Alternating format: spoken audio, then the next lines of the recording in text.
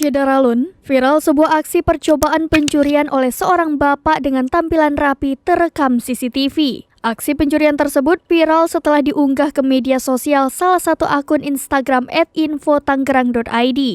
Dalam video tampak awalnya seorang pria yang menggunakan baju berkerah memilih minuman yang ingin ia beli. Kemudian bak pembeli pada umumnya, sang pria ini pun membayarkan minumannya ke kasir. Setelah memberikan uang dan menerima kembalian, seorang pria itu pun menepi dari depan kasir. Dia pun berusaha mengambil HP yang ada di ujung meja kasir tersebut. Aksi tersebut tak terlihat oleh para pegawai yang berjaga lantaran posisi mereka membelakangi sang pria. Seketika salah satu pegawai pun sadar jika HP-nya menghilang. Ia pun refleks menuju tempat pria tersebut. Pria itu terlihat panik setelah salah satu pegawai kedai minuman itu mulai menuju ke arahnya. Karena takut ketahuan, dia pun kembali meletakkan HP yang telah ia ambil ke posisi yang berbeda dari sebelumnya. Ia pun pura-pura menunjukkan tangannya pada hal lain untuk mendistraksi para pegawai.